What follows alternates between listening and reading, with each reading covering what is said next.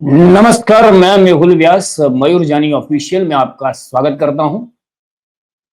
अ, अभी जो बात है वो ये फोटो मैंने इसीलिए लगाई है कि जो दिल्ली है वहां पे प्रदूषण की बहुत सारी समस्या है।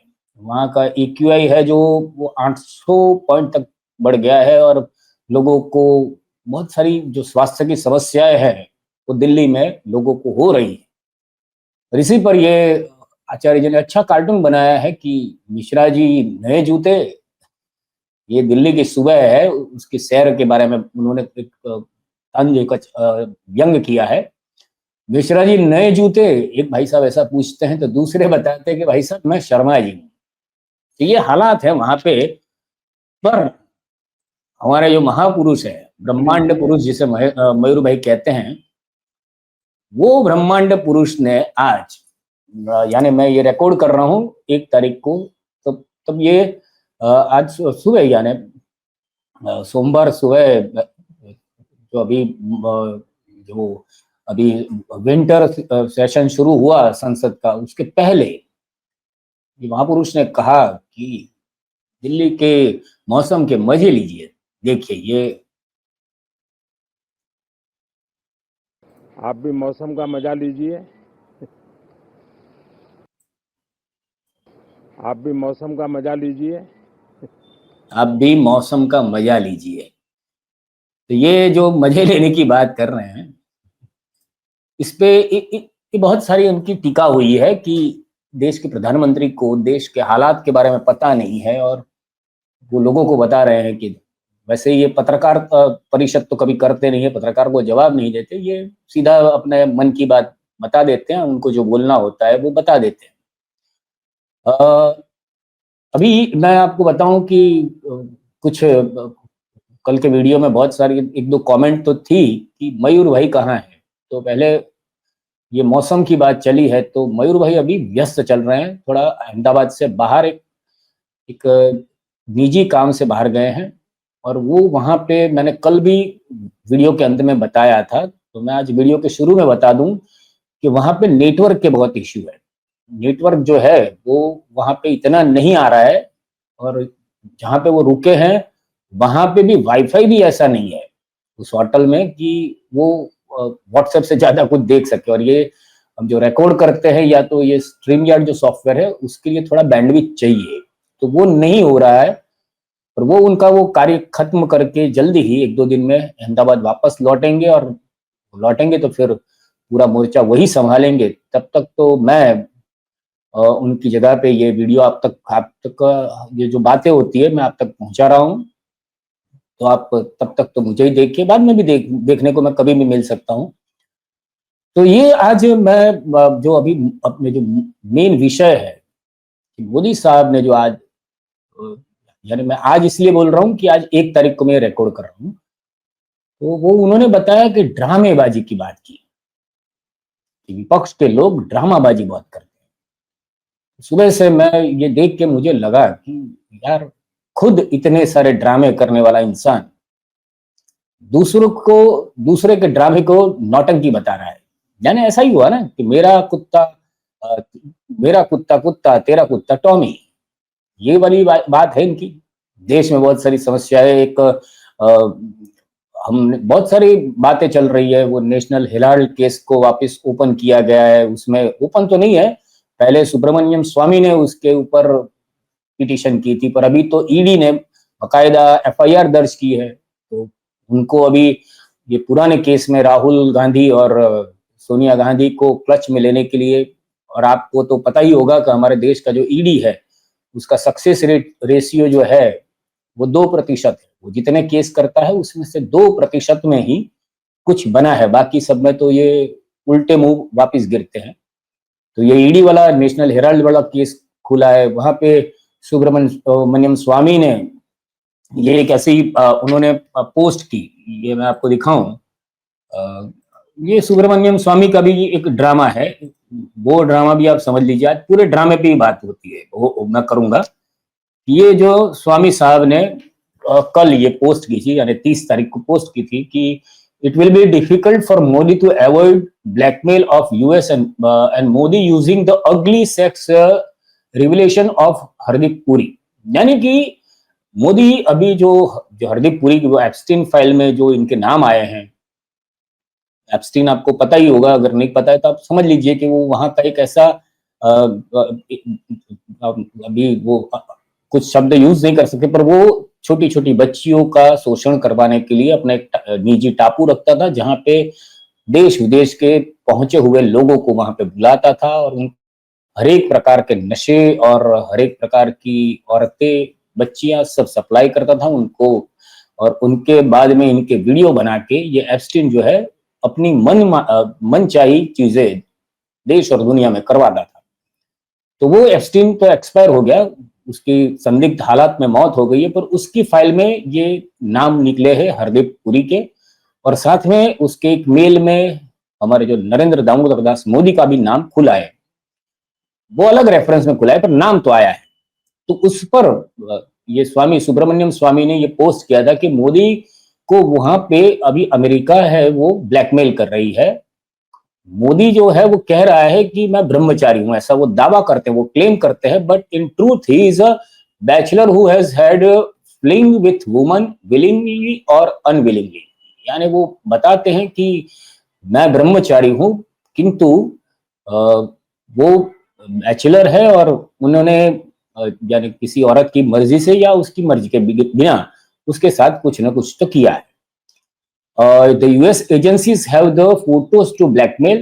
This hurt India's national interest.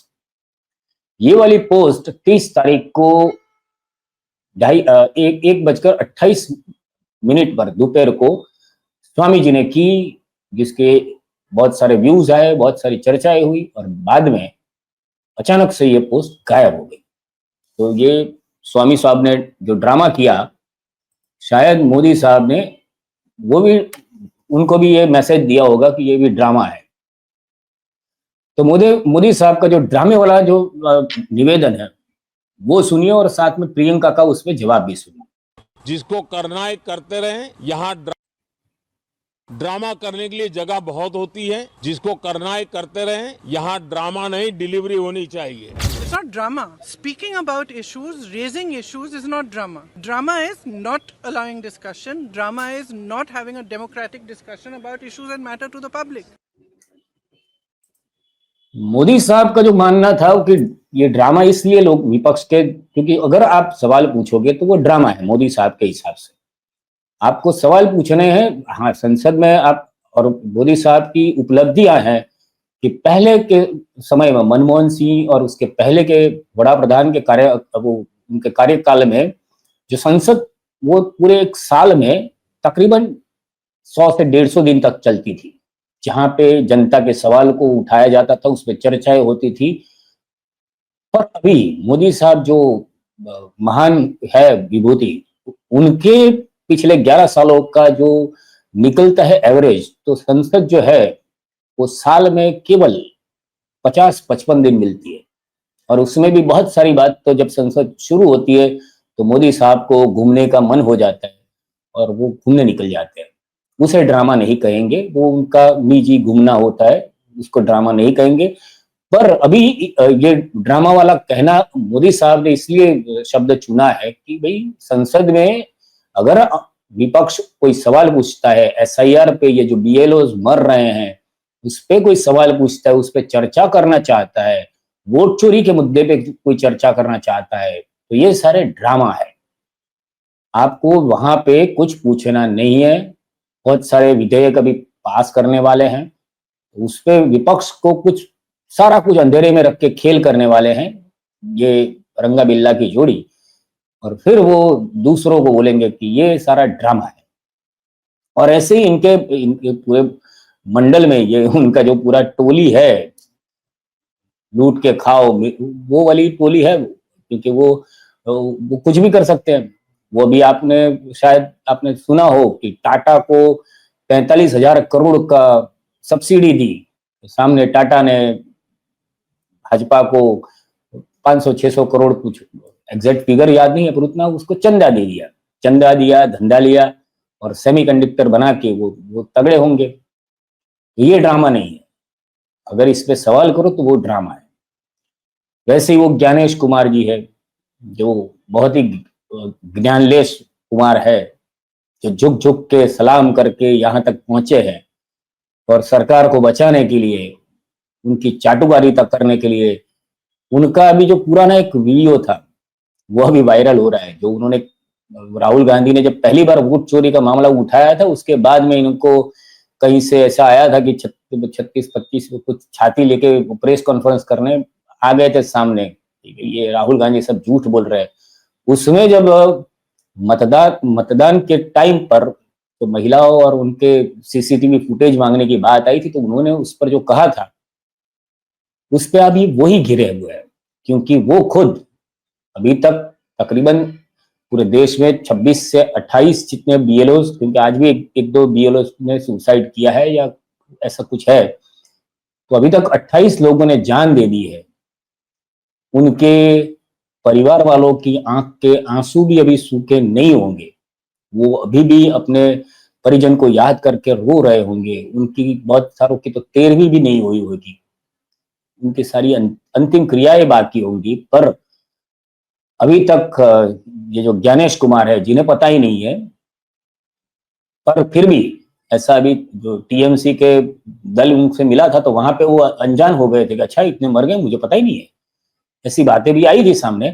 पर अभी ये ज्ञानेश कुमार ने यानी चुनाव आयोग के माध्यम से अभी शुरू किया है, पीछे कल से ही शुरू किया है कि वो पश्चिम बंगाल और अलग अलग जहां पे ये सब एसआईआर की जो कामगिरी हो रही है उसमें जुड़े बीएलओ के डांस करते हुए, नाचते हुए, जुम्बा करते हुए और रिलैक्स यानी जो स्ट्रेस है उसको फ्री होते हुए दिखा रहे हैं, और उसके वीडियो वो शेयर किया है।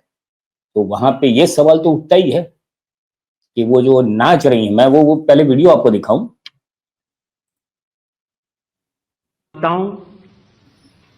बहुओं, बेटियों सहित किसी भी मतदाता की सीसीटीवी वीडियो चुनाव आयोग को साझा करनी चाहिए क्या? सही बात है। अब ये देखिए, ये वीडियो चुनाव आयोग ने ही शेयर किया है, जिसमें वो बता रहे हैं कि स्ट्रेस रिलीफ हो रही है एसआईआर की कार्यवाही से, और इसमें माताएं नहीं है, इसमें बहनें नहीं है, इसमें ये सारे बीएलओ है, उनकी कोई जाति, शायद ज्ञानेश कुमार को इसमें सारे बीएलओ ही दिखते होंगे कि ये बीएलओ है, ये कोई नर नहीं है, कोई मादा नहीं है, कोई महिला नहीं है, कोई बच्ची नहीं है, किसी की कोई बहू नहीं है। और फिर भी, और ऐसा एक नहीं है, बहुत सारे वीडियोस अलग अलग राज्यों से वो शेयर कर रहे हैं कि देखिए भाई साहब, हम इनको रिलैक्स करने के लिए ये भी कर रहे हैं। और ये पूरा एसआईआर का जोयाथॉन और वो सब अपना अपना अपनी पीठ थपथपाने के धंधे कर रहे हैं। पर फिर से एक क्या बार सुन अपनी लीजिए। माताओं, बहुओं, बेटियों सहित किसी भी मतदाता की सीसीटीवी वीडियो चुनाव आयोग को साझा करनी चाहिए क्या? अभी आप ही बताइए कि ये जो ज्ञानलेश कुमार जी है वो किसको बचाने के लिए ये धंधे कर रहे हैं? वो कैसे जस्टिफाई करेंगे वो 28 लोगों की मौत को, जो बकायदा चिट्ठी लिखकर, अंतिम चिट्ठी लिखकर सुसाइड किया है, या तो वो हार्ट अटैक से मर गए हैं, उनको किस तरह से ये जस्टिफाई करेंगे? ऐसे डांस के वीडियो दिखा के, जिसमें माताओं बहनों को, मतदान करती हुई माता बहनों को देखना अच्छा नहीं है, इसे नाच रही है। अगर ऐसे है तो आप कीजिए, अच्छा है, अच्छी बात है, मैं विरोध नहीं करता हूँ, हाँ रिलैक्स करने के लिए आप कीजिए, पर अपनी उसको प्रसिद्धि क्यों लेते हो? प्रसिद्धि लेते हो इसके मतलब है कि इसके पीछे आप प्रचार कर रहे हो, तो आपके पापा प्रचारजीवी है तो आप भी प्रचारजीवी हो, और आप प्रचार करके अपनी गलतियों को, अपने जो तानाशाही विचारों को अच्छा दिखाने की कोशिश कर रहे हो। और जो गोदी मीडिया है वो इस पर तो कूद पड़ी है, और उनका तो वो काम है, गोदी मीडिया करेगा क्या और, वरना उनका तो ब्रेड एंड बटर ही वही है, बटर चाटना और किसी के जूते चाटना, वही तो उनका काम है। और सरकार की छवि को और ये ऐसे भ्रष्ट लोगों को, मैं भ्रष्टता को खाली पैसों के मायने से नहीं देखता हूँ, नैतिकता भी भ्रष्ट हो सकती है। तो ये मैं ऐसे लोग मानता हूं कि जिनके पास ऊपर वाले ने सब कुछ दिया है, तो वो नीति नहीं दी है, ऐसा तो मेरा मानना है।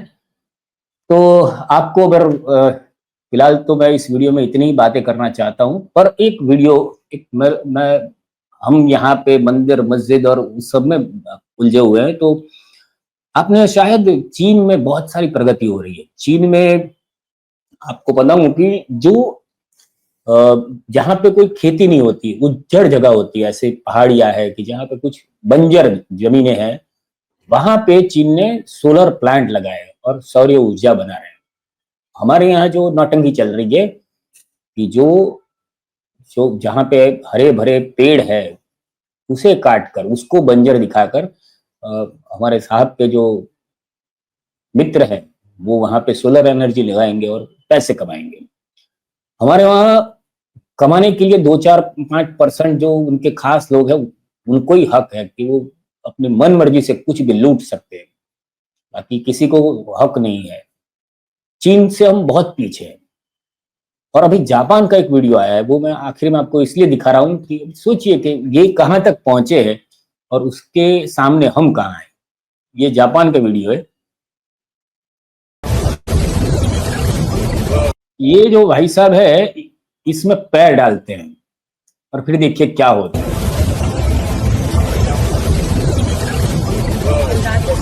It's building the shoe right now. No way! Look at it go. That's insane. Finished? It's glowing. Dude, that is the coolest thing I've ever seen.